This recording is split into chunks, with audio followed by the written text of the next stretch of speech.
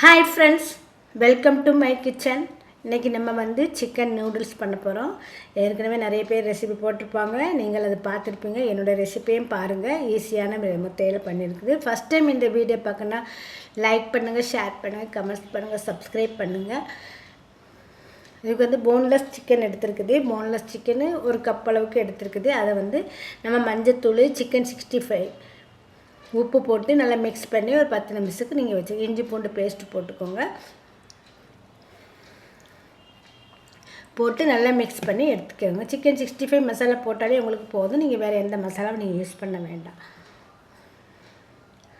அப்புறம் ஒரு கடாய் வச்சுக்கோங்க. அந்த கடாயில் கொஞ்சமாக எண்ணெய் விட்டுட்டு, இது வந்து ஷாலோ ஃப்ரை தான் பண்ணியிருக்குது, டீப் ஃப்ரை கிடையாது. ஷாலோ ஃப்ரையே பண்ணி சிக்கனே நல்லா கோல்டன் கலர் வர வரைக்கும் நல்லா ஷாலோ ஃப்ரை பண்ணி எடுத்துக்கோங்க. நான் 2 பக்கம் மாற்றி மாற்றி போட்டு நல்லா ஃப்ரை பண்ணி அதை எடுத்து வச்சுக்கோங்க. பாருங்கள், நல்லா வெந்துடுச்சு. போன்லெஸ் சிக்கன்னால உங்களுக்கு சீக்கிரம் வெந்துடும். அதை எடுத்து இன்னொரு பாத்திரத்தில் தனியாக எடுத்து வச்சுக்கோங்க. அதே கடாயில் அதே எண்ணெயிலே வந்து உங்களுக்கு 1 முட்டையோ 2 முட்டையோ தேவைப்படுதுன்னா போட்டு எக் ஸ்க்ராம்பிள் மாதிரி பண்ணிக்கோங்க.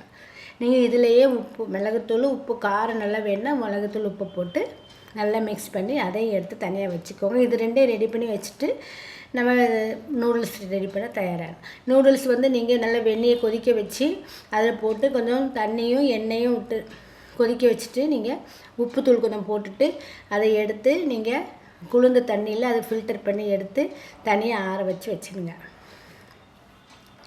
இப்போ கடாயில் எண்ணெய் விட்டுருக்கு. எண்ணெய் விட்டு நல்லா பூண்டு பொடியை நறுக்கி பூண்டு போட்டுக்கோங்க. பூண்டு வாசனை தான் அந்த நூடுல்ஸுக்கு ரொம்ப சூப்பராக இருக்கும். அது கூடவே கொஞ்சம் வெங்காயத்தாள், அதாவது க்ரீன் ஆனியன் சொல்லுவாங்க, அந்த வெங்காயத்தாளுக்குள்ளே அந்த கீழ் வெங்காயம் இருக்கிற அந்த பக்கத்தை எடுத்து போடுங்க. அந்த இலையை வந்து பொடியாக நறுக்கி வச்சுக்கோங்க. கொஞ்சமாக கேரட் போட்டுக்கோங்க, கொஞ்சமாக முட்டைக்கோஸ் போட்டுக்கோங்க,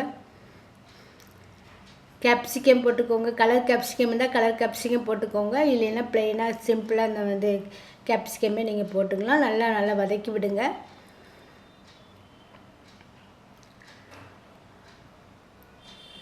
இப்போ நம்ம வந்து எல்லா சாஸும் சேர்க்க போகிறோம். Soya sauce 1 teaspoon, chilli sauce 1 teaspoon, tomato sauce 1 teaspoon சேர்த்துக்கோங்க. கொஞ்சம் கொஞ்சமாக சேர்ந்து நிறைய சாஸ் சேர்க்க வேண்டாம். கொஞ்சம் அந்த டேஸ்ட்டு கொடுக்கும், அதுதான், வேறு ஒன்றும் கிடையாது.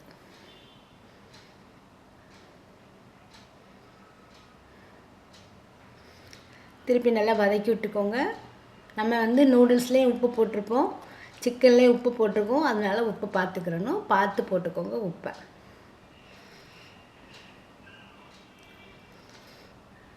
இந்த மேகி மசாலா வந்து உங்களுக்கு ஆப்ஷனல் தான், வேணும்னா நீங்கள் போட்டுக்கலாம். இப்போ சின்ன சின்ன பேக்கெட்டில் உங்களுக்கு கிடைக்குது. இன்னும் கொஞ்சம் பசங்களுக்கு அந்த ஃப்ளேவர் நல்லாயிருக்கும், டேஸ்ட்டு பிடிக்கும். அதனால் மேகி மசாலா வெறும் மிளகாத்தூள் கொஞ்சம் போட்டுக்கோங்க.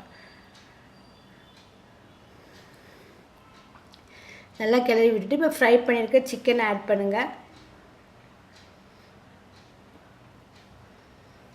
அது கூடவே ஃப்ரை பண்ணி வச்சுக்கிற எக்கை ஆட் பண்ணிக்கோங்க. நல்லா கிளறி விட்டுட்டு நம்ம வேக வச்சு வச்சுருக்க நூடுல்ஸை ஆட் பண்ணி கிளற வேண்டியதுதான். ரொம்ப ஈஸியான மெத்தடு. நீங்கள் கடையில் வாங்கி சாப்பிட்றதுக்கு நீங்கள் வீட்டிலே பசங்களுக்கு பண்ணி கொடுத்தீங்கன்னா பசங்க நல்லா விரும்பி சாப்பிடுவாங்க.